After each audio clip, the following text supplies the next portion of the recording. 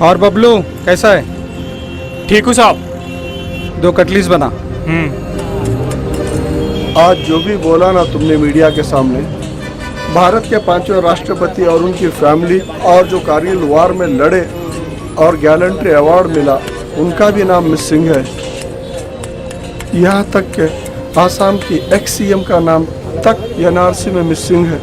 जरा सोचो, उन लोगों के साथ ऐसा हो सकता है तो तुम्हारा और हमारे साथ क्या होगा? वो किसका दरवाजा खटखटाएंगे जब उनको नागरिकता प्रूफ करनी होगी? बिल्कुल सही कहा तुमने। लेकिन क्या फायदा? ये मीडिया दिखाएगी थोड़ी सब मिली भगत है। सर ये बबलू है, पानी पूरी बहुत अच्छी बनाता है। Thank you sir. सर एक बात बोलूं? हाँ बोलो। ये जो एनआरसी है ना, ये तो मुस्लिमों का है, हमारा थोड़ी है। हम क्यों ये सब में पढ़ना? वो लोग संभाल लेंगे ना उनके हिसाब से। अपने को काय को टेंशन, मतलब आप लोगों को। सर बुरा मत मानो, आप भी हिंदू मैं भी हिंदू, इसीलिए आपको समझा रहा हूँ। बबलू, सीए का मतलब मालूम तुमको? हाँ, जो बाहरी देश के हमारे हिंदू भाई बहन है ना, उनको अपने देश की नागरिकता मिलेगी। गुड। एनआरसी के बारे में मालूम होगा? एनआरसी जो हमारे देश में घुसपैठिया है ना, आतंकवादी, उनको जेल में डाला जाएगा।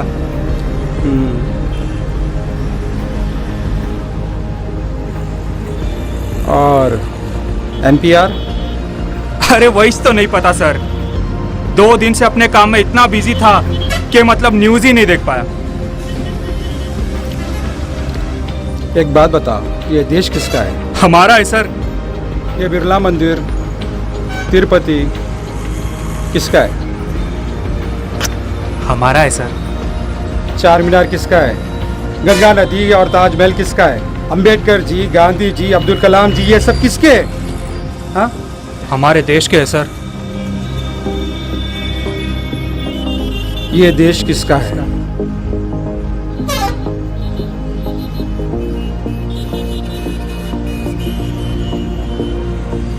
बात यहाँ सिर्फ मुस्लिम पर नहीं आएगी, बल्कि हम सब पे आएगी। एनपीआर इसीलिए निकाला गया ताकि एनआरसी करना आसान हो। एनपीआर पहले तुमसे तुम्हारा नाम पूछेगा, फिर तुम्हारे माता पिता का नाम और उनका जन्म स्थान।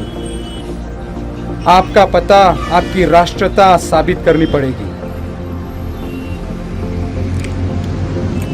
और भी अन्य डिटेल्स पूछे जाएंगे। उसके कुछ महीने बाद एनआरसी होगा। अगर तुम एनआरसी में सस्पेक्ट पाए गए तो फिर ये हमें ऑफिसर्स के चक्कर लगाएंगे। तुम्हारी नागरिकता खतरे में आ जाएगी।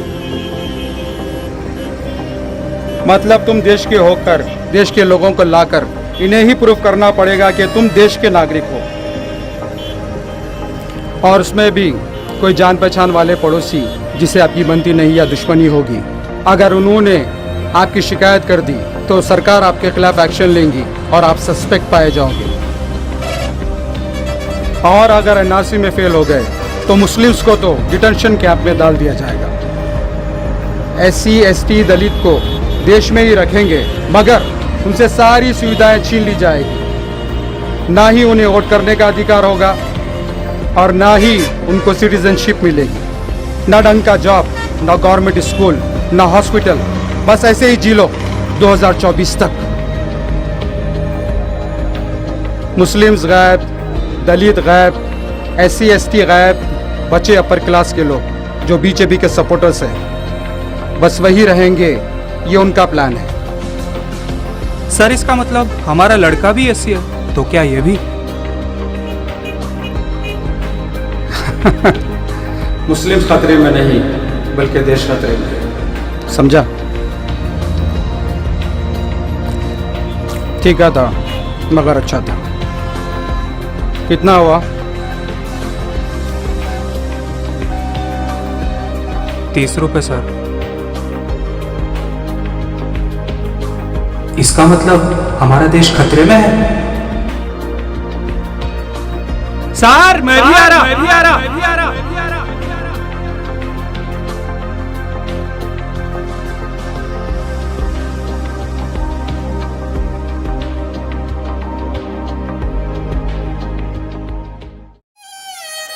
दोस्तों, आज मैं आप लोग को एक छोटा सा किस्सा सुनाता हूं। एक खेत जल जाता है और अगल बगल के लोग उसे बुझाने लगते हैं। वहां एक छोटी सी चिड़िया भी अपने चोंच से पानी लेके उस आग में डालने लगती है।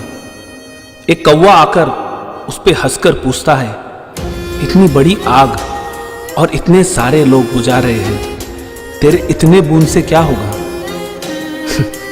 चिड़िया बोलती है, मुझे पता है कुछ फर्क नहीं पड़ने वाला है, मगर जब भी इस हादसे का जिक्र होगा तब इन लोगों में मेरा भी नाम लिया जाएगा। इसी तरह ये देश हमारा है, हम सबको मिलकर ये आग बुझानी होगी। तेरा